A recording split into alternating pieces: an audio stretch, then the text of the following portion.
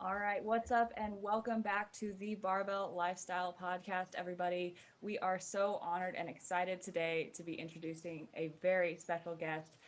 He is the 3DMJ Chief Science Officer and Coach. He is a host of the Iron Culture podcast, who we are avid listeners of, um, and has a number of other things to his name, a doctorate degree in strength and conditioning.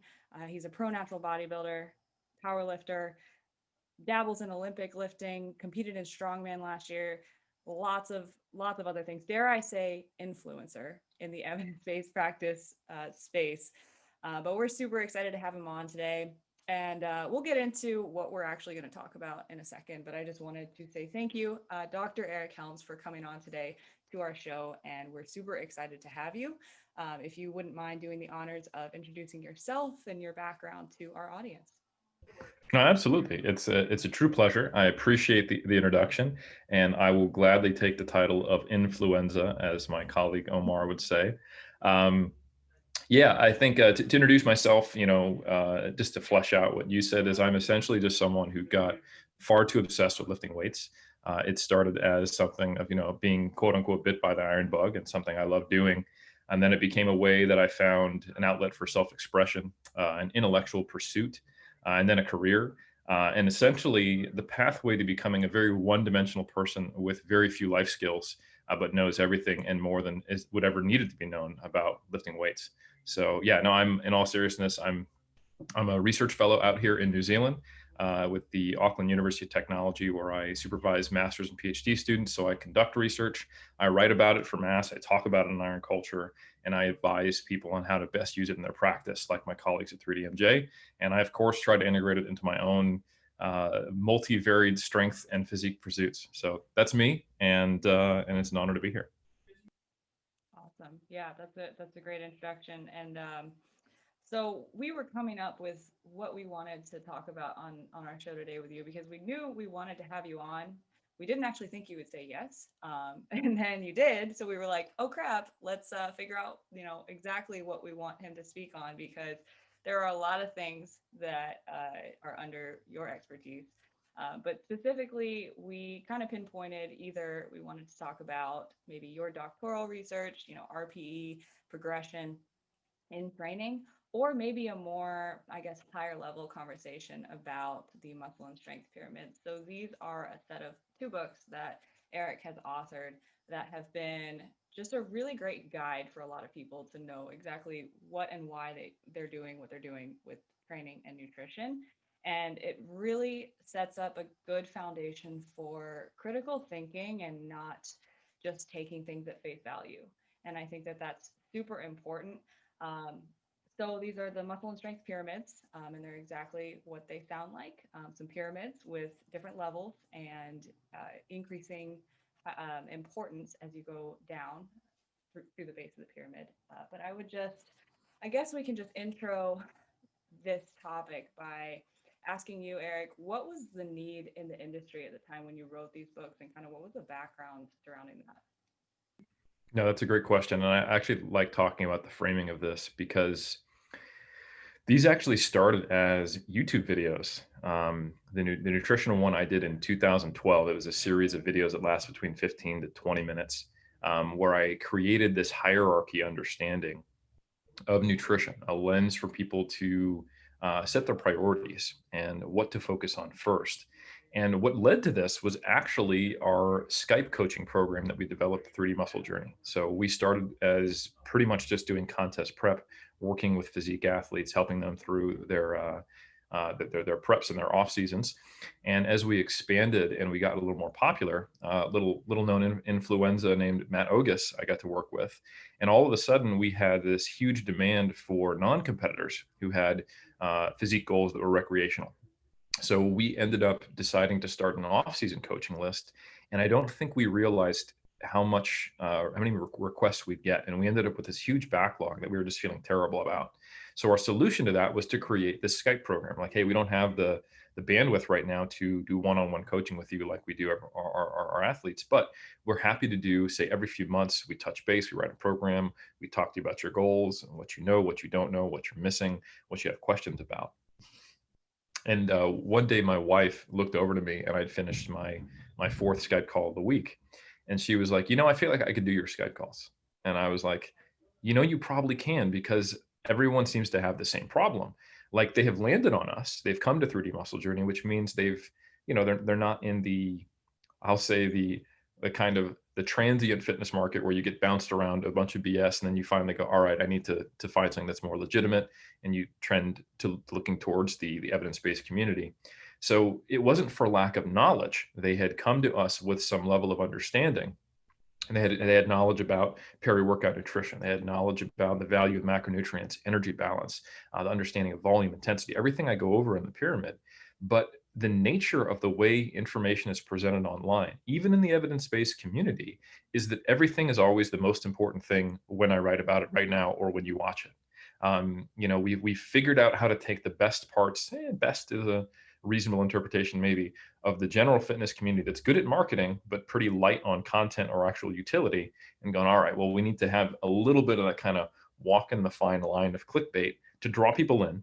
And this at the time would have been things on like blogs and the burgeonings of YouTube. So people were basically operating on kind of a fear of missing out. It was like FOMO, like, oh shit, if I don't have the new supplement, or if I don't have peri-workout nutrition, or if I don't do this. And I would have people who knew everything, but did not know how to apply it and were just paralyzed by their neuroticism. And I ended up basically trying to help them be like, look, let's not get the cart before the horse. Let's focus on this first, that first, that first, that first. And it became so ubiquitous in my experience as a consultant that I was like, I'm really tired of doing this. I want to give people just like, go watch these videos. It'll solve all your problems. And then fast forward, 3 years later, I had done the training version of it as a video. And then fast forward a year after that, Andrea Valdez, who came on and got incorporated and is now our director of operations at 3DMJ, and she's worked with us for the last 6 years and it's been fantastic, suggested, these could be books and they'd be really good. And I saw that there was a colleague of mine, Andy Morgan, who is from the UK, living in Japan. He's really good at taking information and simplifying it. And he had made an article version of the pyramids. So there was clearly a demand. They were very popular. So there's clearly a demand.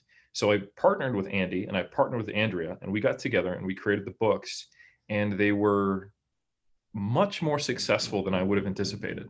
We thought they were going to be like a quick PDF curated type of guide, but they ended up being something that people were raving about. And it's so difficult for me to say that, but it made me realize just how rare it was that people were able to synthesize things and express them in a way that gave people a sense of priority, rather than the sense of being overwhelmed by all the potential pathways they could go that are quote unquote evidence-based.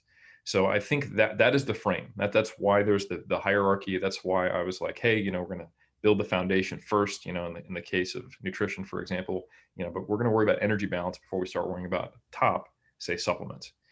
So it's just one example, but that was the impetus and the motivation that drove them in the experiences. Because you originally said that they started out as just transcribed, like you were transcribing the YouTube videos, right? Yeah. So the way it started is Andrea saw these as a quick PDF we could sell for like, $5 and just make it easy so people could hit Control F, but it would just be a transcription. So the process was, all right, Andrea is going to watch the nutrition videos, put them down. Andy's already written articles about this on both sides. So we're just going to make it into a more readable format, change my wording. And then Eric, you go through and edit it.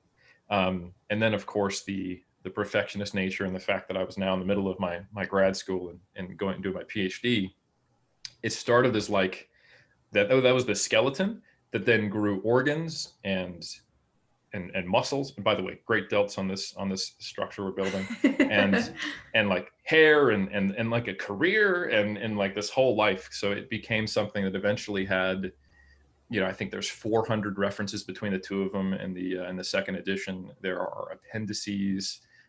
They're not short books. They have become the everything I've learned and that I can feel comfortable communicating to people in terms of broad recommendations.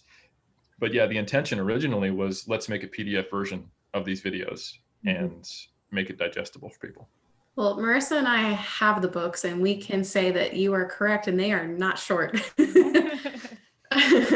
But I think you made a really good point when you talk about how, I feel like when at the time, there were magazines and there were articles and there were blogs, it can only write about the core things you should focus on for so long until it becomes redundant. And then it's like, well, what can we write about next? And so when you write an article about a brand new supplement, it's like, that's what you mean. It can just get so overwhelming. It's like all this new information when really it's just about simplifying it and focus on, and we actually had an interview the other day about like your mental capacity and how much you can handle at one time.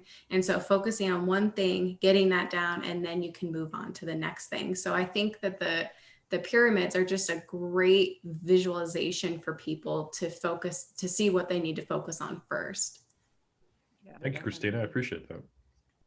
Yeah. And it's actually, sorry, Marissa, I was going to say, this is one of the very first things when I get a new client, it's like one of the first things that I reference them to, because it's like, this is what we need to focus on before we can start moving on. So it literally is one of the greatest things for new clients. Yeah. And I was going to say exactly that, because that's the main complaint that I get when I see a new client come in and they're like, okay, I need you as a coach because there is just too much information. Like, I'm so confused. Everyone says that something else is the next best thing and that I have to focus on it all the time. And so being able to actually filter through that information is the biggest challenge today, because social media is so dominant. And everyone on social media who's ever lifted a weight is now shouting about what the best way to eat is or what the best way to train is. And so while I would love to, just have my coaching service to pawn off your books and be like, here, go read this, use them, and, get back to me when all your problems are solved. I would also love that, for the record. And then I'll get 5% commission, and that's our deal moving forward. No, but in all seriousness, like, while I would love to just throw those books at people and be like, here, go read this and like understand it, apply it, you're good, then comes the problem of like, okay, well, these people don't want to do that. So Christina and I, we mainly coach, and we do have some competitors, but we do mainly coach very general population clients, and they just want to live a healthier, sustainable lifestyle. And that's the goal of this podcast, is to help as many people as possible to live a healthier, sustainable lifestyle. So I think talking about these books and, in our practice, coaching people one-on-one and teaching them the principles of how to actually order out this information is one of the most important things that we can do, because I can already tell you probably 5 or 6 conversations that I've had this week one-on-one with clients about things like black and white thinking, good and bad foods, better or worse ways to train. And, I had a client yesterday tell me that, she's like, I want to eat more fruit, and I know it's good for me, but every time I like pick up a piece of fruit, I'm like, oh, that's so much sugar. But I know that Marissa said that, we have to focus on, just getting in more fruits and vegetables and just overall calorie adherence first. But it's like they have these walls up and they have these heuristics that they've been relying on for so long, because they've just been shouted at for 10 years now on the internet.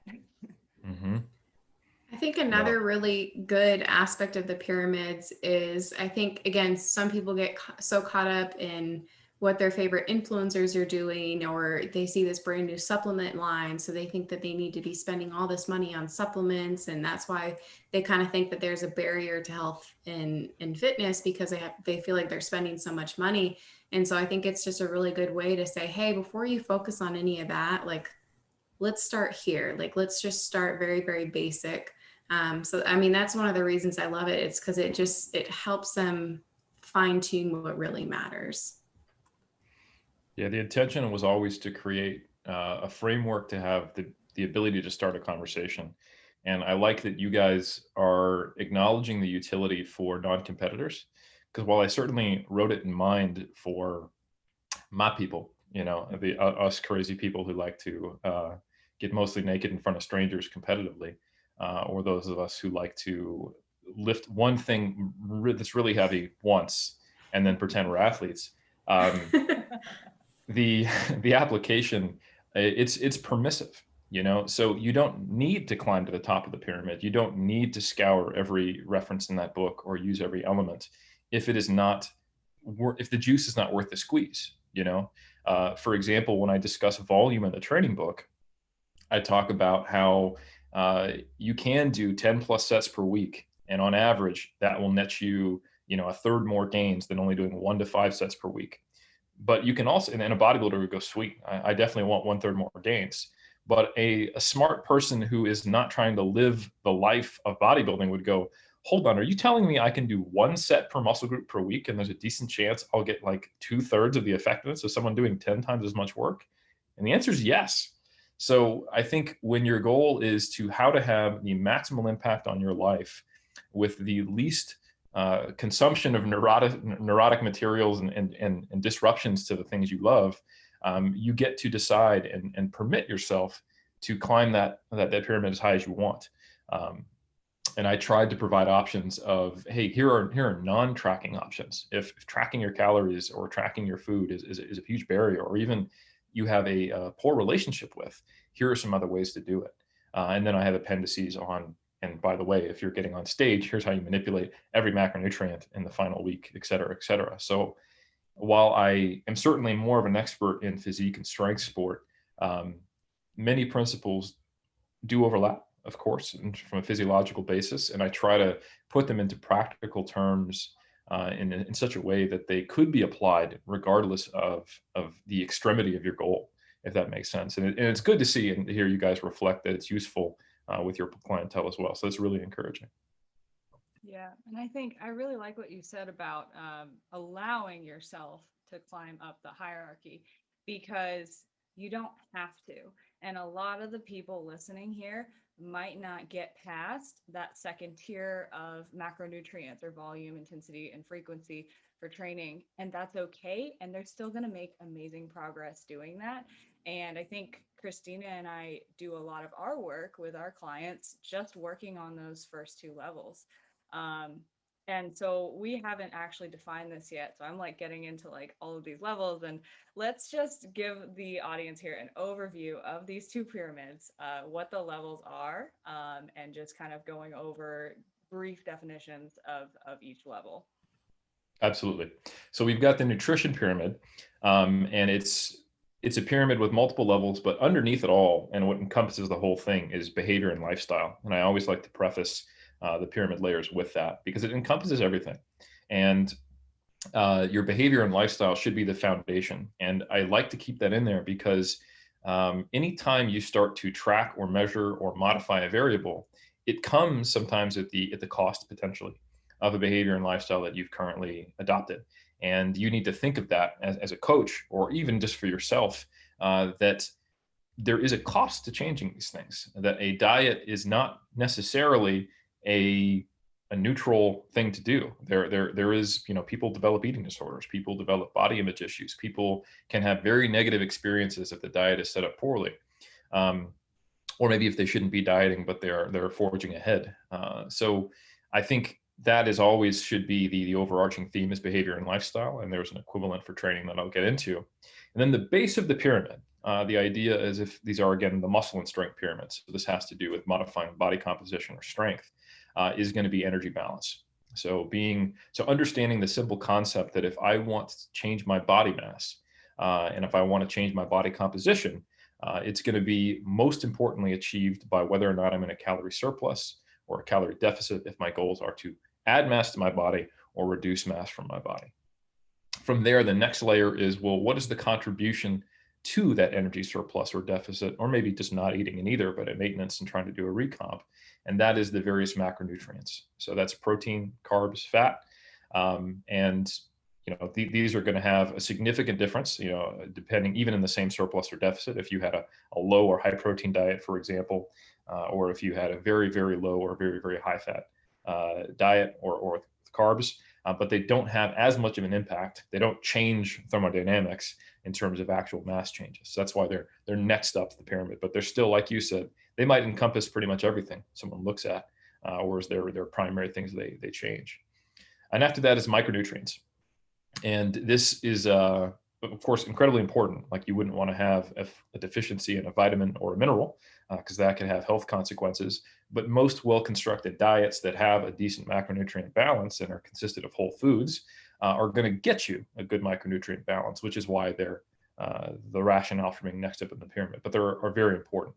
Then after that, we get to kind of the upper echelon of the stuff that you really don't need to worry about that much and can kind of happen automatically, unless you really have, you're at the point maybe where you've incorporated all these other behaviors and you think, you know what, I could dot some I's and cross some T's because I've got, a couple years under my belt of really having a diet that meets all the ideal requirements for everything lower in the pyramid. And now I want to do some more.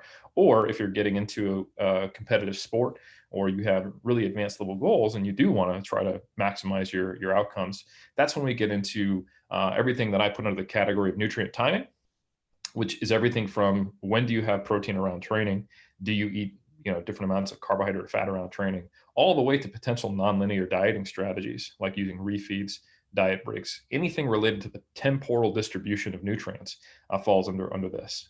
Is it worth thinking about modifying the number of meals you eat per day, et cetera, et cetera.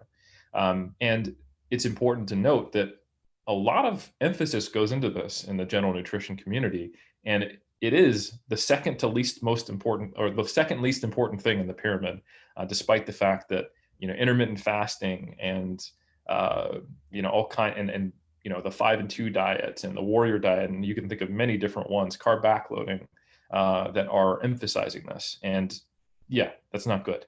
And then finally, we have the very top of the pyramid, which you could even argue is not necessary because it's supplemental, is supplements.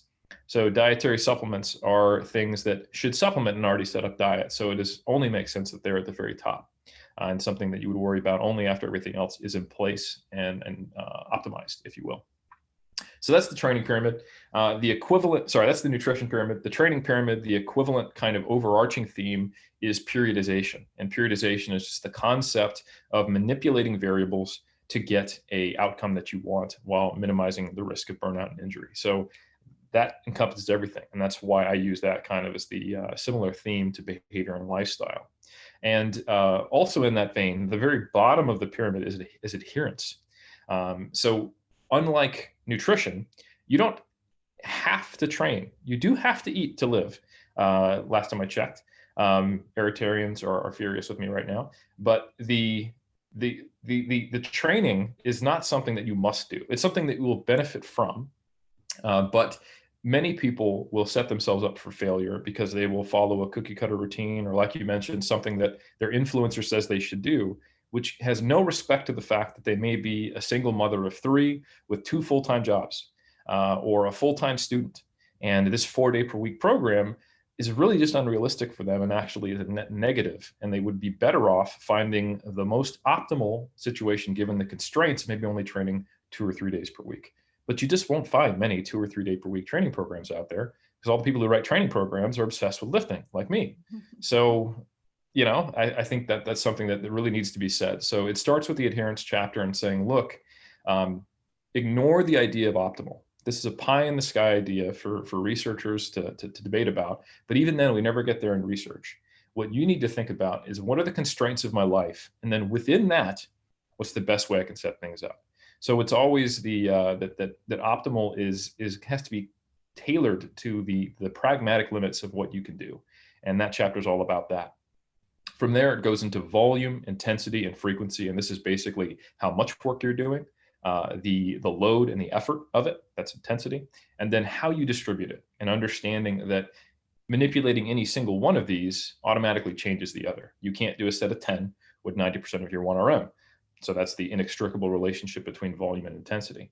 Likewise, if you were to train 3 days in a row, training the same exercise to failure, that would produce a different outcome than if you just had a day between them, even if you only train 3 days in the same week. So you can manipulate the same outcome by changing frequency. So understanding how to dose those is the key fundamental aspects of training. And like you mentioned, Marissa, that's where you could stop. You don't necessarily need to worry about progression models or tempo or the nuances of exercise selection. You could just set up a pretty good split and a goal of basic progression. I add load when I can, I add reps when I can, and then I take a break when I feel burnt out, rinse and repeat. And that will get most people to a pretty impressive fitness level. After that, though, then there is the progression chapter where we go into methods of periodization, how to deload, how to structure your training if your goal is to peak strength or to get maximal hypertrophy, and how to think about interrelating that with competitive outcomes. How do I get on the platform? How do I get on stage? What if I am a beginner lifter? What if I'm an intermediate lifter? What if I'm an advanced lifter? How do I even define that? Because it's typically been done pretty poorly on the internet. Like, well, if you can deadlift, here's a great one that I'm sure you guys hate, right? The strength standards that seem to arbitrarily only apply to 180-pound males, right? So what's a good bench? Well, once you get to 2 plates, 225, sweet. Like, okay, great. That's very helpful, but I think I frame it as how quickly can you progress? Because that's ultimately the thing that cuts across everyone who steps in the weight room, is that once you become advanced, it's harder to make progress. So seeing the bar weight go up in smaller increments is a very common experience of advanced lifters. And that's how I define it. And therefore, since you have a smaller signal to measure and there's more noise and you need to put forth a greater effort to induce overload, it changes the game a little bit. You have to think about doing higher volumes, which means higher fatigue, which means different distributions of training, which means a whole different structure to your training. And that's all of that chapter. And again, now we're getting into those kind of higher echelons that are really only applicable if you're trying to take it pretty far or you've mastered everything else. And then after that, we have rest periods and then tempo in that order. And these are things that I kind of describe them as, if you didn't think about it too much and you had decent instruction at the start of your lifting career from a workout partner or a trainer, you're doing it fine, but you could potentially mess it up. And I forgot one layer: exercise selection before both of those. Apologies. Very important. This deals with stuff like specificity, accessory movements, and how to spread out your volume so you get a proportionate hypertrophy. Or if you are a competitor and you compete in a different division, like men's physique or bikini, how would you choose exercise selection that biased your development towards your goals, et cetera, et cetera? How do you break plateaus, and where does that come into it?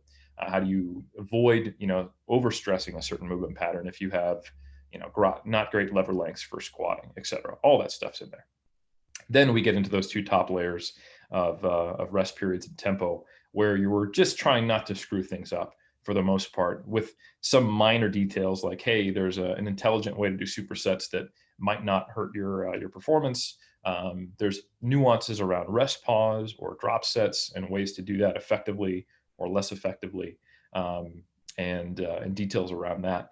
But again, those are things that I mostly am trying to deal with existing myths that are out there, even though the purpose of the books is not to myth bust, because there is such a immense amount of information, both good and bad. People do have to unlearn things like, oh, I shouldn't eat fruit because it has sugar in it, like you guys talked about. So there is some degree that I must unavoidably address those issues, even though primarily I try to empower people with information, not just simply debunking things. So now it's just, a billion minus 2 things that they don't know what to do. Yeah, and I think that brings up a good point, because I think one of the first times that I heard you say, not that you're against myth busting, but more so that you're empowering with information that's actually useful. The first time I heard that, which was probably a couple years ago at this point, I was a little offended, because I was like, huh, I do Mythbuster Monday posts. What does that mean for me? Am I a fraud? Like, is everything that I'm doing wrong? And so I freaked out a little bit, and I was like, okay, this person that I look up to, so what am I doing here, right? And so that's a post that if you are following me and listening to this on Instagram, then you know that this is something that I've made a regular piece of my content. But I think one thing as I've grown in my own journey as a coach and as an educator has been to make that shift as well. Not just, okay, well, this is a myth that is like very frequently perpetuated in this industry, but okay, what do we do with that? What is the applicable information that we now need to use moving forward so that we can actually get things right? And what should we be focusing on? Because a lot of times these Mythbuster Monday things or myths that we are seeing are those tops of the pyramids, right? Like keto is the best diet for fat loss because, and that's not even up high. That's macronutrients, but, that's also a lot of times neglecting adherence for energy balance for a lot of people. So a lot of people will take keto as I can eat as much as I want as long as it's all fat and no carbs. And so we can't take that out of context. And so over time, I've really had to just continually check myself when I'm coaching clients because I think as someone who also likes to get up on stage mostly naked and in a competitive atmosphere and be a little bit neurotic at times when trying to get there, I can get really wrapped up in the weeds too because I love the research and I love the nuances and the details and everything about it. But then when I have a client who just can't seem to be consistent, we can't talk about those things. And so early on in my coaching career, I would say, hey, like, let's do drop sets on the last set of this exercise. And like, let's do an AMRAP or let's do this and that. And I've gotten really far away from that because my population has not changed, but I have been able to adapt to my population a lot better. So instead of focusing on, okay, let's see like how masochistic you can be in the gym, just like me, let's focus on let's get you in the gym like twice a week and like let's start there, or like instead of focusing on I want you eating exactly 30 grams of protein every couple of hours so that you have the optimal muscle protein synthesis rates, I'm thinking, okay, let's just like get your protein to 100 grams a day. Like that's usually one of the biggest struggles that a lot of my clients have, and probably if you're listening to this, a lot of what a lot of you guys might be facing. So I think as someone who tries to communicate this information, it's even hard for me to take a step back and be like, okay, let me just zoom out and remember what's really, really important here.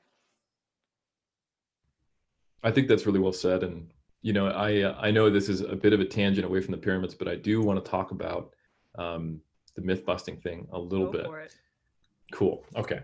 So when I came into the game, and I'm going to sound like an old grumpy man now, myth busting was basically what you did as an evidence-based professional. You followed the career arc of the guru by being an anti-guru. So you would, it's very similar to coming up on YouTube now. Basically, you just find people to talk shit about, and that's your channel, and then you pivot whatever direction you want, and then burn out in 3 years. But so fantastic strategy. But back in the day, and still to some degree today, you would have the anti-guru who would basically, instead of their ego and high amounts of confidence and maybe their own physique or their own accomplishments, it would be how good of a PubMed ninja are you? How good on the forums or on Facebook at the time could you defeat your foes with citations and logic and all that stuff? And I think it certainly bred a good critical thinking following, but not by intention necessarily. There wasn't a whole lot of time spent building up the critical thinking. It often became, let me check with insert name of evidence-based professional and see what they think about that. And I think I was one of those followers, and I steadily was able to build up my critical thinking skills by emulating, but I never really got taught to do it. So instead of basically having a couple people who I follow, who I would believe their whack-a-mole response to all the information that came up, I thought, what I want to embed in the pyramids is helping people to ask better questions. Because there's nothing to prevent somebody from going, oh, Eric Helms, he's got a PhD, oh, he's a competitive bodybuilder. Like, the standard way that we view people is not everyone, but many people in the fitness industry will look at the letters after your name, your accomplishments, who have you coached, how good do you look on the gram, what titles do you have, how strong are you, And I tick some boxes there, and that's intentional. And I understand that I am playing the game to some degree. I don't like that I have to do it. I don't like that my abs gives me more credibility than some professor I know who is actually far more intelligent than I am. But I understand that that is a sign of credibility for a lot of people. And then I hope that once they come in and they start reading or listening to me, they start to shift the way they view what is good information. And I talk about that a lot in the introduction of the books to, hey, instead of going, should I do 5x5 or 3x8? Thinking, well, what is the difference between those and why does this matter? And in moving people to ask better questions. And the pyramid exists as a lens to view information. So, like you said, if someone hears a claim about keto, and even if the science is good, right? If or let's say convincing, because it's not good if anyone claims what you said, but if it's, the science is convincing to someone who's not trained in science, which is a very understandable thing to happen, if they go, hold on, but they're saying this breaks energy balance, that would mean it somehow keto invalidates the pyramid. And I've got a pretty reasonable argument here as to why, you know, thermodynamics applies to some degree to the human body. Big surprise. That can't be true. Instead of me going, hey, here's the energy balance chapter, and I'm going to debunk all the people who've said, you know, energy balance doesn't matter. Oh, it's not a closed system, yada, yada, yada. Or my chapter on carbs was just about debunking keto, and my chapter on fat was debunking whatever. You know, I think the if you're not going to be a myth buster, you have to build critical thinking up in people, and that's a more challenging thing to do, but it is a much more lasting impression you have on people that allows them to then go be a messenger, and they can now, like I said, be empowered, not be victimized by all the BS that gets peddled out there. So I know that was a bit of a long tangent. I apologize, but there's nothing inherently wrong with busting myths, and I think it's especially important when there is harmful things out there, or when things are like at the cutting edge of science that's very difficult for people to understand. Like there's a reason why, you know, I do mass, you know, interpret research for people. I understand that this is a, you know, a skill set that I've developed over time. But I think all the time that could be spent attacking every new fad that comes out could really be better spent in giving people some basic BS detection skills for what does come out. And it's just basically a priority for the practitioner and the other influencers out there. I love what you said about that, and I think it's a really good point. And one of the things I was thinking of when you're talking was, I have a client that comes to mind who is very very anxious when it comes to a lot of different things in her training aspect. And one of the things I like to reiterate to people is you could have the absolute 100% best program. Like if you follow this to a T, you're going to see, you know, all these great results.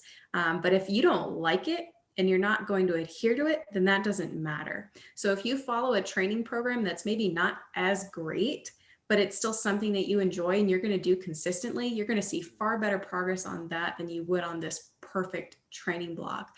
So trying to get away from what you see on Instagram as the next best thing and really, again, focusing on the basics. And I feel like sometimes that's just not sexy and that doesn't sell, and you can't gain a whole bunch of followers with your swipe videos and you're coming up with whatever new exercise you just saw. But I feel like that kind of helps someone who's beginning their fitness journey and really just kind of taking a step back and trying to, again, like you said, apply those critical thinking skills and be able to say, is this what I need to focus on, or is this pulling me away from my ultimate goal? Well said. I totally agree. Yeah, and I think that it's really important that we as coaches and practitioners set an example. So like one thing that I force myself to do, because I'm anti-fitspo at this point, and so I'm like, I don't want to post my body or my workouts, I'm kind of against that, but like, you know, to an extent we have to play the game a little bit to get people, you know, creeping through the door, right? And so I acknowledge that, and one of the things that I do is I'll record a bunch of my training each day and I'll put it up on my Instagram story. But it's always the same thing every week for like 8 to 12 weeks at a time. And I make sure to make a point of that because, again, it's not sexy. And you don't gain followers by, posting the same exact swipe video every single Monday of your leg day. That's exactly the same. That would be an awful looking feed. But that's the reality of really just hammering the basics. And I kind of want to go back to that. It's not even a tangent on myth busting, because I think it's really important that we acknowledge, I am a culprit of, myth busting. I think it is important to start that conversation, but then also ask the question, what do we do once that myth is busted? Because, like you said, asking better questions, being more critical, analyzing things in your own context. And then if we don't do that, we see things being taken in the opposite direction. And so, one example that comes to mind is when clean eating was debunked, and we went to if it fits your macros, and everyone just took that all the way to the other side of the spectrum, and they went, okay, so if clean eating doesn't matter and all that matters is energy balance, and so now we're just at the bottom of the pyramid, and with the macros at the second level, that's all that matters. And the other three levels might as well just not exist, and that is where people took it. And so when we say, a majority of our work working with general population clients is on those first two levels, it doesn't necessarily mean that the rest don't matter.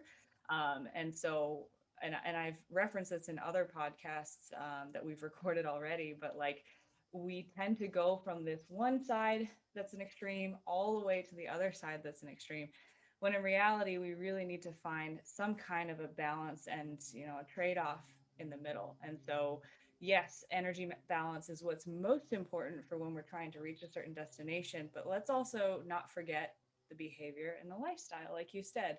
So does our behavior and lifestyle encourage healthy living? Are we fueling ourselves with food sources that make us feel good and productive and give us energy to do our day-to-day activities? And that kind of falls into the micronutrient category, but also just is an all-encompassing way of living. No, that's really well said. I think it's always been a challenge for me, because I have what I describe as a quantitative bias. I like to manipulate small variables to change my body for a specific outcome, and then I got into research. So if there's anything that would enforce it, doing quantitative research would. But I think it's important to remember that you don't have to tell people to eat. They will do that on their own. That's a part of every society I'm aware of. And even if you don't track your macros, you do consume protein, carbohydrates, fat, and calories. And one thing that we must acknowledge as scientists that we often don't, and especially as coaches, is that by measuring a variable, you are changing it if you're measuring that in humans. So we have a lot of data now that shows that if you track carbohydrates, fat, and protein, that can have an impact on your psychology, and it can have an impact on your eating. And indeed, you can focus on just the behavioral side of the coin and get outcomes on just well, not just, but you can get outcomes and changes in macronutrients and energy intake, et cetera. For example, intuitive eating, or whether weight neutral approaches, mindful eating, things that are not intended to result in changes in macronutrient in the diet often result in higher diet quality and better satiety, which results in sometimes lower energy intake. And you'll see a population that has been trending upwards in terms of weight gain become weight neutral, occasionally lose weight. It's not the goal, but you will also see better markers in terms of physiological outcomes. So I think that's something I really try to touch on, especially in the second editions, is that, hey, just because macronutrients and energy are the base of the pyramid doesn't necessarily mean that we manipulate them by putting every piece of your meal on a plate and then on a scale and tracking everything and weighing it. And that became a really big focus. And I think it's an important aspect of it as well. And that's why the behavior and lifestyle kind of has to be seen as that overarching theme always, is that yes, you're focusing on energy balance, you're focusing on macronutrients, but does that disrupt behavior and lifestyle? All right, now you've actually violated the pyramid. It's something to think about. And sometimes the goal requires some disruption of behavior and lifestyle. Like, for example, if you want to be shredded on stage, that's not something that just happens accidentally, and it does have costs, as we all know. So now I really like what you said, in that people typically, when myth busting is done, it becomes, because it's done not very critically or intentionally, well, if not A, then B. And that is a very normal human shortcut. But we don't have to myth bust in such a way that it's just, let's tear that down and then veer left hard. We can myth bust in ways that are informative. When you myth bust something, you can explain why it doesn't make sense, what aspect of it you understood, and then maybe a better way to do it. And you can also, instead of just tearing down an argument, you can steelman it. Imagine if the war, the early 2000s and late 90s that had been against clean eating had been, there's some really great aspects of this. Processed foods do have X, Y, and Z issues. There are problems with satiety control. If you're not eating a really basic kind of whole food diet, you're going to have higher passive consumption, lower dietary fiber. You're probably going to eat lower micronutrients, all that stuff. However, it is not really good when we focus on seeing these foods as magic. Like, I must eat tilapia at the end of my diet or something like that, or I can never eat X, Y, and Z. Imagine if the conversation had been like that, where we acknowledged all those aspects rather than just saying, this is BS. Like, why do you want everyone to eat rice cakes, fish, and broccoli all the time? This is trash. And then let me throw up a picture of me eating, insert, candy or Twinkie or something like that, just to show that I can, I still got in shape. So I don't know how productive that was. I do think it was useful shock value because it did change people's perspective. If you thought it was impossible to get shredded eating a certain way and people proved you wrong, then you were forced to reevaluate your worldview. But at the same time, like you said, there are many benefits to eating whole foods, and it is something that the answer was not, let's all track our macros forever, because that is his own whole set of problems, doesn't it? So yeah, well said. Eric, I believe the magic food you were searching for was Pop-Tart. Of course, So. 100%. That is how we got shredded in the mid 2000s. Yeah. Yes. Yeah, I think, and that's one thing that I've come across as I'm making Mythbusters, or I'm, because I still make these posts. But what happens is they turn into concept reviews, and then I get frustrated because I only have 10 slides and only so many characters in my caption. So now these posts are turning into, okay, well, if it's not clean eating, then let's break down like basically the first two levels of the pyramid, and then maybe the third if I have room on my slides, and then I'll kind of do an overview of it in the caption, and then I'll talk on my story about it for like 10 minutes. And then at this point I've spent 2 hours on one piece of content that like 20 people are going to save, and then and then they're not going to come back to it. So that's why we started a podcast, so we can actually talk about these things at length. And I really like your point about the just tracking when we're talking about energy balance and macronutrients, because that implies that we must track macros, and it doesn't necessarily have to be that way. And I think that really plays into one part of the books that I think is really important for both the training and the nutrition, which is the realistic, enjoyable, and flexible components of training, and the accuracy, flexibility, and consistency trade-offs when it comes to nutrition. And so with the accuracy, the more accurate you are, the less flexible you are, because if you're more accurate, that means you're cooking everything yourself, and that means you're only eating the food that you prepare. And I see this start to occur with clients who might be tracking macros for the first time, and then we have to inch them away from that edge. And then, the more accurate and consistent that you are, that flexibility dwindles away. But then the more flexible you are, maybe the less consistent you are. And those things all interplay with each other with diet.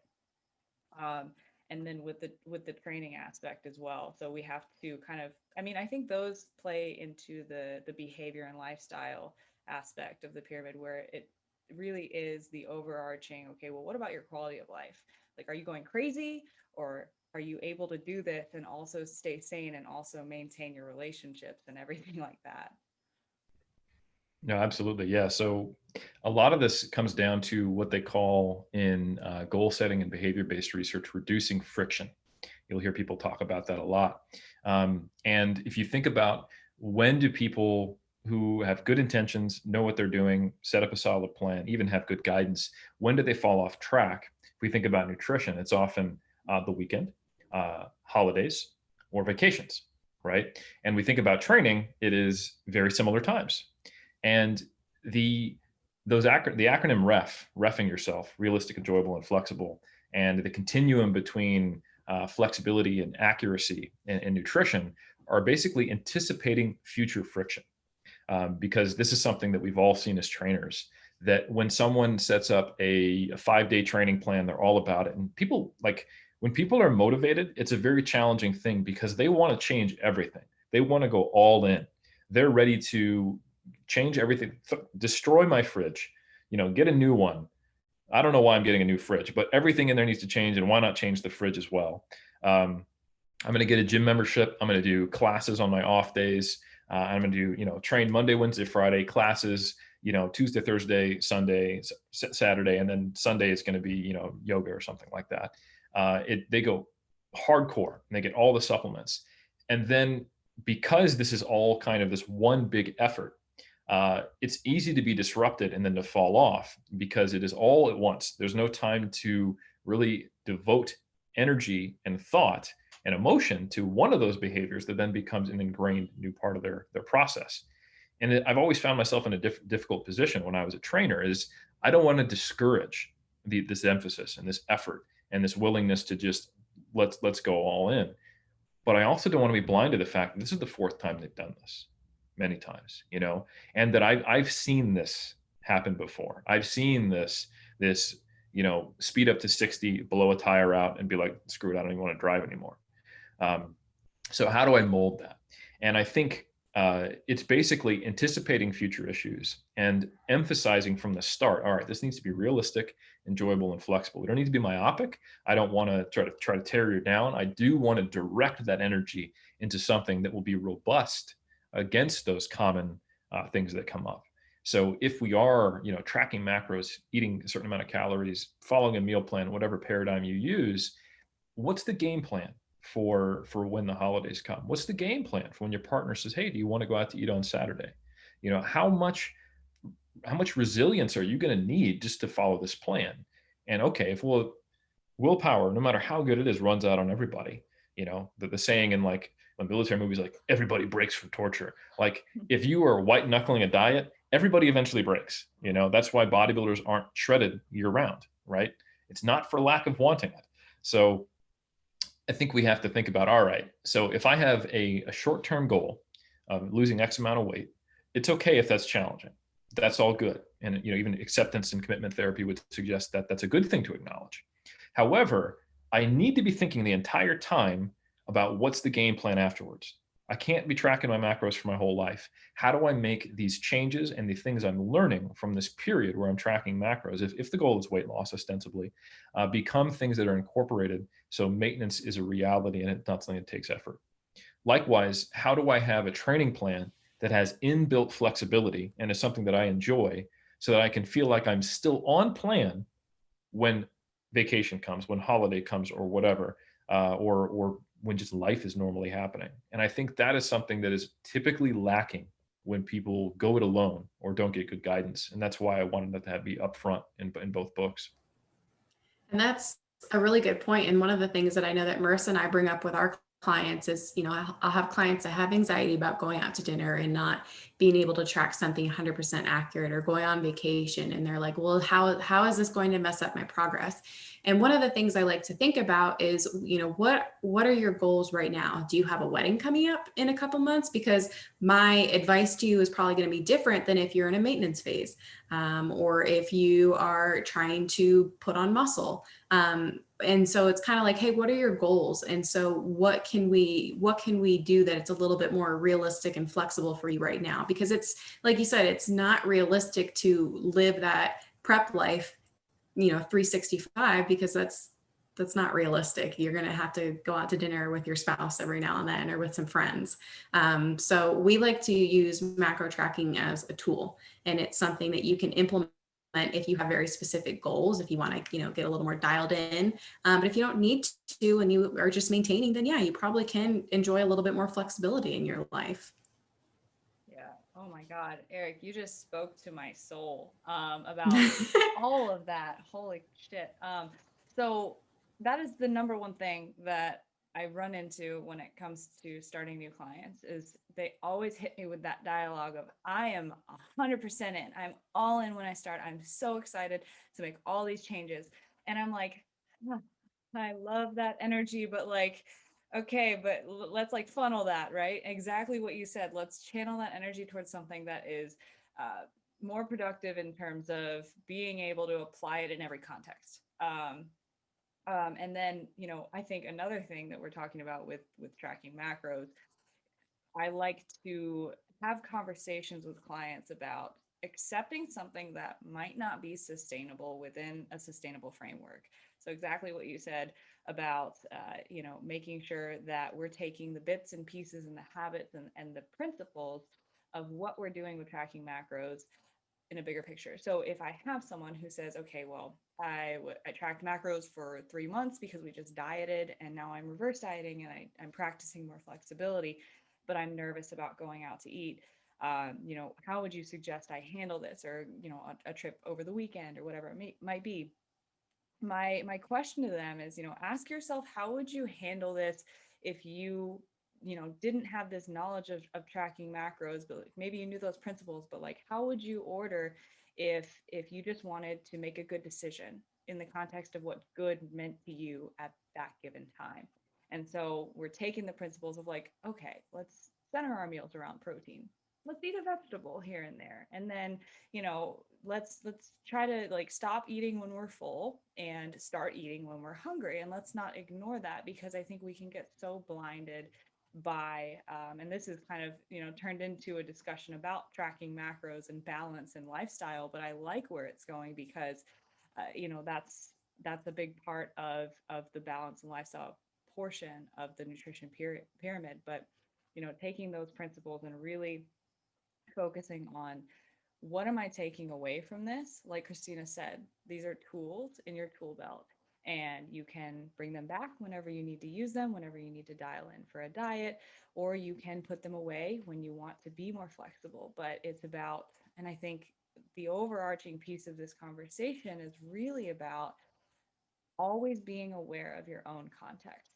and your context is ever changing, and that is a conversation that I have over and over and over again with clients, and I'm constantly asking them, well, you're asking me this question, but does it make sense in the context that you're in right now? You just had a baby and you're asking me how to look like you did when you were in college and taking part-time classes and working out 4 hours a day. That doesn't make sense in your context now. And so I'm always having that conversation. I think it's one of the biggest takeaways that we can take from this. Yeah, absolutely. I think being able to take the framework and apply it to your situation is the holy grail of all this stuff. And it's not easy. It's challenging, and that's, I think, probably the value of coaches. And that's some of the people who have given me the most positive feedback on the books is those who don't just use it for themselves. Those who need to have, like you said, a tool belt so they can apply all the various concepts through their own system and the individual context of all the people who come to them. So, I mean, that is basically what coaching is when you think about it, through the various domains of someone's life, and you're trying to help them figure out the pathway from X to Z, and that's not Y to Z. I don't know the alphabet, but getting from one place to another, in their own life, for sure. A to Z, maybe. Yeah, apparently they only hired me in like the last 10 minutes of their goal in this example. So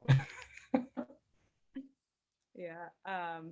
And so to kind of just get to one more point that I really wanted to touch on in this discussion was optimal. And we kind of touched on optimal a little bit earlier in this discussion.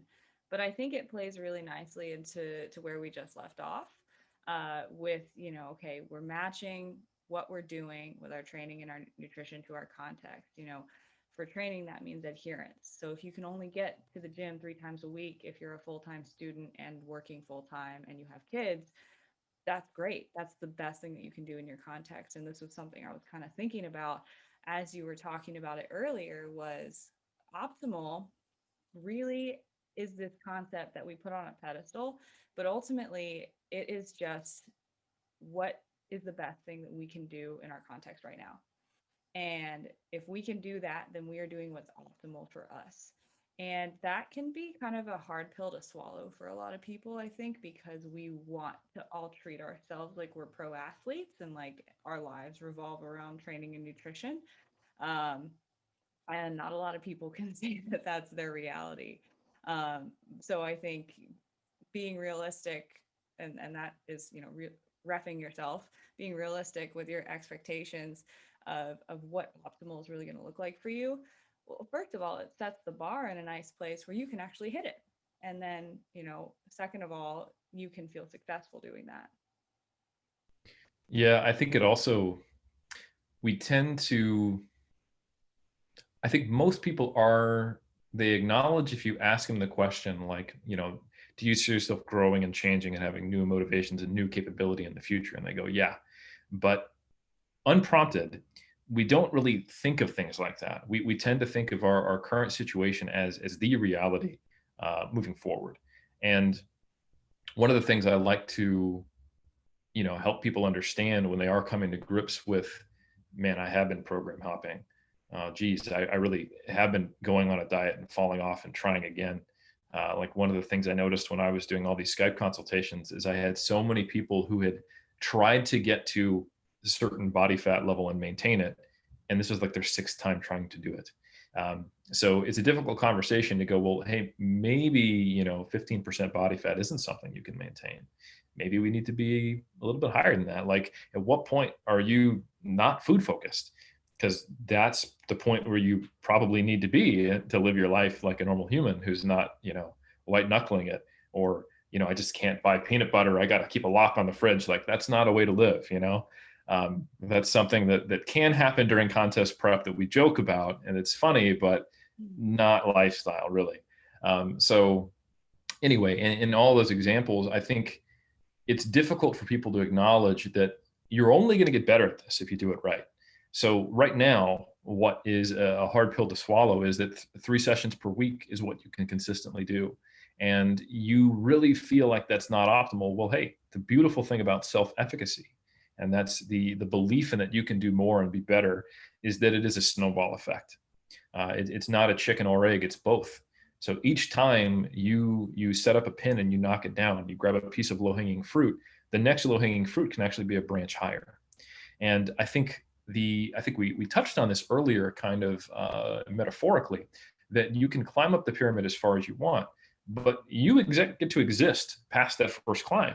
So if you are someone who is just entering, the realm of deciding you want to lift weights and change your body and get serious about this, and you start with 3 days per week, and you start, basically just tracking calories and protein, and then you get away from tracking and you're just kind of, eating a little more intuitively based on habits. And then you decide, what, I do want to make a push, a conscious push, where this year I'm going to really focus on gaining muscle. And you know what I should probably do? I probably want to track, my protein timing a little more. I want to make sure I get equal servings. I want to look at my quality. I want to try to get a little more nutrition around training. I want to take creatine. And you know what? I'm going to try to make my schedule work so I can get 4 days a week of training, and I want to increase my volume a little bit. You can do that. And if that's a very reasonable place to go from, if you're training 3 days a week and you're already tracking, in a broader sense and have some habits established. But that's not reasonable if you just started lifting last week and you just learned what the macronutrients are. And you're likely to fail trying to go that far. But if you're bridging from each one of those experiences, all of a sudden you get to do more. And I reflect on my own athletic career as a lifter, and I'm doing stuff that I wouldn't recommend to others, like trying to optimize my sleep hygiene. And I've got like a Fitbit, and I'm trying to get my step count up, and I'm trying to make sure I get, more fruits and vegetables, and making sure I'm more consistent with hydration, and thinking about doing things like post-activation potentiation. I'll have like a top set and then back off sets, things that are probably pretty small in terms of their effect and their importance in the pyramid. But I don't really know how not to be doing all the other things that we've talked about, because I've been living that life for 15 years.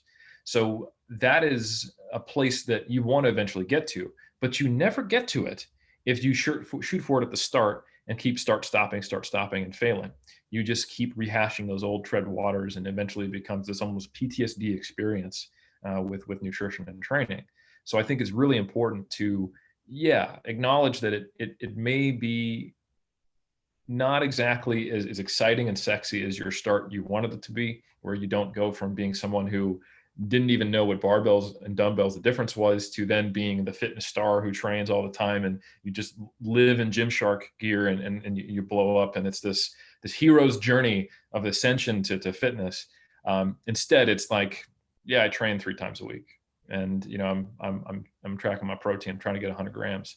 That may not be as exciting, but just think of that there actually is a journey, and you can move forward and keep incorporating new things, and you get to be that snowball rolling down the hill towards your goals, which I think is the way I frame it when people give a little bit of pushback there. And I think that goes back to that kind of black and white mentality that if I can't be optimal, or if I can't be doing every aspect of the pyramid, then I'm just not going to do anything at all, because why does it matter? And so it's like, you have I have another client that comes to mind where it's like, if she has one thing off plan, well, then her day's ruined. So therefore I'm going to eat everything in my pantry, because this is my one opportunity to kind of do that. And it doesn't matter if I'm, 10 carbs over, I'm now going to be, 300. Or so it's kind of that analogy. I don't know if that's the right term, but if, you have a hole in your tire, you're not going to go out and stab the other 3. So just trying to, again, build off of those small habits that still can make a really big difference. So if maybe 120 grams of protein is optimal, but you can only get in 100, well, that's still really good. And so don't freak out about that 20 and overanalyze it and, worry about, well, when am I going to take my creatine at what time it's like, just focus on the basics and you're still going to make great progress, especially if you're adherent and you continue to do it over time. Yeah. And I think what we said about opening up capacity doors over time, or just, titrating in new habits very slowly. This is something that I ask a lot of my clients to do is, hey, let's pick one thing that you're going to focus on this upcoming week. Like, let's just focus on that one thing. And I want you to nail it every day. And if we can do that, then we can add something on, or it might even just be, one thing for 2 weeks. And, until that person doesn't know how not to do that, like you said. And I think that is something that I've lived through. So I have not been doing this for 15 years. I'm a little bit younger than both of you guys, but I, have had epiphanies almost like throughout my journey about, what living this lifestyle really is. Because first I started off and I was just gung-ho, and I was like, well, tracking macros is a new thing that like Lane Norton coined, and like, all of this new information, and like I was big into the myth busting like atmosphere and culture. Went hard on that, did my first competitions, and then had my first off season, and that was like a slap in the face, of course. And then trying to figure out, okay, how do I live without tracking macros, but also like not getting totally fat? And then trying to figure that out, feeling like I had it figured out. And then the next year, competed in 2018, and then this past 2 years, I guess, since 2020 just concluded, these past 2 years or a little bit over that have been like the real epiphany of like, okay, now I'm like 2.5 years into like what I like to call my 5-year off season. And I'm finally like really getting like, okay, this makes sense. This is how I should have been doing it the last time around. And this is living the lifestyle. And so when we're talking about like titrating in these habits slowly over time, it really could take a long time to build up to not knowing how not to do this. So Eric, like Eric said, he's been doing this for 15 years. I've maybe only been doing it for 6, but it does take a lot of time and patience. So like wherever you are right now, if that's, hey, I train 3 times a week and I just try to get over 100 grams of protein a day, and that's where I'm at. And maybe your physique or your strength is not where you would want it to be. We can't just have this narrow-minded look at our present reality, because we always try to remind people of this with our Transformation Tuesdays and our side by side photos of like, this was me 5 years ago and this is me now. But like, I like, I really do like those posts and the idea behind it, because it's reminding people to be very patient with the process, and realizing that where you are now is just a stepping stone, maybe up the pyramid, maybe not, but to a future self that you would be really proud of.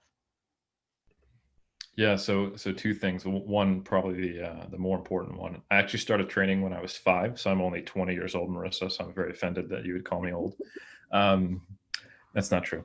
But yeah, so the serious comment is that I think patience is never motivating. It is a reality. We know it's true, but we know that in hindsight. We know it because of the mistakes we made, and when we failed multiple times from being impatient, and then we just had to be like, all right, God damn it, I guess I'll just be patient about this. But what I find is motivating is when you tie into the passion of the person. Like, you love progressing every time you step in the gym. You love learning all these new things. You're obsessed about this. Like, your partner, and this is totally not my personal experience, gets mad at you because you won't stop reading these articles. We're supposed to be sitting down doing Netflix and chill right now. What are you doing on your computer again? Random example, never happened to me. I never got an ultimatum from my wife. And that type of energy, I think, is really excited about the idea that, oh, this experience can continue. This journey is not just right now. You can be 10 years from now still leveling up. And I think, sometimes I frame it, and I'm going to expose how much of a nerd I am, kind of like a role-playing game. Like, you're level 1 right now, and you've got your, you got your rapier and your buckler, but you can have a tower shield, and you can have like a mithril blade, and you can be like a level 20th, multi-class, fighter mage, and you've got a long way to go. And you get to keep leveling up. And each time it's going to feel good. It's going to feel like this. You're going to see that next step, rather than you'll eventually get to where you want to be, but it'll take 15 years of hard work. Those are the same message, but very different. And one is just like, nah, I don't want to hear that. And the other one is, oh, cool. Like, so there's a lot of different, opportunities for growth here. And maybe I just need to focus on the first few steps in front of me, but they're all steps. So I totally agree. And I think framing is everything. Yeah. I think, like I was saying, you hit those highs, you hit those epiphanies every so often where you're like, wow, I really love this, or wow, like this really is working. And those come every so often. And so they'll come along the way. It's not that it's such delayed gratification that you literally have to wait until the very end, because like Christina and I always talk about, it's about the process. It's not about the outcome. So if we keep our process focused goals at the forefront, then we're going to keep getting those highs from achieving those process oriented goals on a day-to-day basis. And it's funny that you say that, because earlier I just came back a couple weeks ago from visiting Christina, where she and her husband live. And there was one, I believe it was either a morning or an evening, but I had Mass open on my laptop and I was reading it. And I was like, hey, like, did you know that like you don't have to get like super lean to have like a really successful bulk? And Christina was like, shut up, we're playing Taboo. And that was our conversation. That's amazing. So I'm right there with you, and totally not impeding on my relationships or anything. Yeah. P ratios, the most important topic of conversation at any time. It's so true. Yeah. Yeah. So we have one final question for you, I think, to wrap up this conversation, and that would be one question that we ask all of our guests on this podcast. We're a relatively new podcast, so we are, creating a tradition here. But we just wanted to, and this works very well with the context of our discussion, ask for your best advice for your clients, people listening, and anyone out there just trying to live a better lifestyle. What is your advice for them to see their best results, to have a healthy and sustainable lifestyle? Yeah, that ties in really nicely to what we're talking about. I think I'm going to kind of go in the same vein. I don't know if this is the best advice, but it certainly seems like we've built a strong rationale for it. But it's to have, a growth mindset, to acknowledge that you are at a point right now when you've decided you want to make changes, and that often happens because there's something about yourself you don't like. And I could very easily say, oh, it's better to come from a place of I am worthy to be better and empowerment. And you can nod at me and go, yeah, but I still don't like this about myself. And I think just be open to the possibility that it could be different, that you may be coming from a place where you could come from abundance, where you do like what you see in the mirror, or maybe you do think you could be better, but it doesn't necessarily mean that you hate where you're at now. And try to just imagine what it would be like to move forward from a place of I'm such a badass that I can do more, and I want to see how far I can take it, rather than moving from a place of I want to be different. And this is actually coming out in the next issue of Mass. We looked at New Year's resolutioners' goals, and people were more successful when they had what is framed as a approach-oriented New Year's resolution rather than avoidance. And that means I'm going to do something rather than I want to stop doing something. Or if you want to look at it more from a existential place, I want to become something rather than I want to stop being this thing or this part of me that I don't like. So I think, honestly, that's the root of everything. That's going to shape your behaviors, the way you react to failures, the way you interact with others. And I can't emphasize how important it is. So I would put that forth as my nomination, given the context of what we've talked about previously. I love the approach versus avoid. And I'm sure once that comes out in Mass, I will hear about it from Marissa. In the middle of Taboo. Yes. The 1 week I get with her a year. Let me just preface. It was before we started playing Taboo. Yes. She was getting the box out, and I was just idly laying there. I wasn't reading in the middle of Taboo. That would be rude. So you feel like you have been wronged and mischaracterized. That's what I'm hearing by this. Yeah. Totally. Yeah. Well, I think we touched on a lot of really, really good points. So just to summarize real quickly, so we came about your introduction and how you got into where you are now, as a writer and bodybuilder, powerlifter, researcher, literally everything. And then we talked about the background of the pyramids and why you kind of created them, what was the need at the time. And basically it was, the framework to how to have a conversation and help people kind of set their priorities. And then we talked about the strength nutrition, the muscle and strength nutrition and the training pyramids. Talked about myth busting and, when people fall off track and how to kind of go back to that ref, which is a realistic, enjoyable, and flexible, and talking about self-efficacy and how it develops over time. And your advice, which I absolutely love, is to have a growth mindset and be open to something different. So is there anything else you want to add? Is there anything else you want to plug today? We'll definitely link your books in the description of the podcast so people can definitely get their hands on that. I just want to say thank you. I really appreciate your guys' time. I think this was a really unique conversation and framing of it all. And I think it went in ways that will help both coaches and people who have their own goals hopefully avoid certain mindsets or mistakes that are unfortunately all too common. So I got nothing left to plug. I appreciate you guys having a whole episode about my book. So that's, it's basically just a huge ad that no, I'm just kidding. But no, I really appreciate you guys have done a lot of plugging of my material, and I hope people do enjoy the books. And if they do want to watch an old S3 recorded portrait mode on a chair in a whiteboard room video version of this before you buy them, you can get the version 1.0 that's still available on YouTube on our channel if you want to check it out before you drop any coin. So just want to say thanks. Yeah, so we will definitely link the YouTube channel in the description as well. So if they want to find you on other social media, where can they find you? Absolutely, yeah. So the one-stop shop for finding anything I do is 3dmusclejourney.com. You can find links to the books, mass, which we referenced, my blogs, our YouTube channel, all that stuff. And then for more day-to-day content, not that I post every day, I'm a bad influenza. You can follow me at Helms3DMJ on Instagram, where I post links to podcasts I do like this, research that's come out, or the thoughts and reflections. And yeah, that's pretty much it. Well, awesome. So we hope that you guys enjoyed today's episode.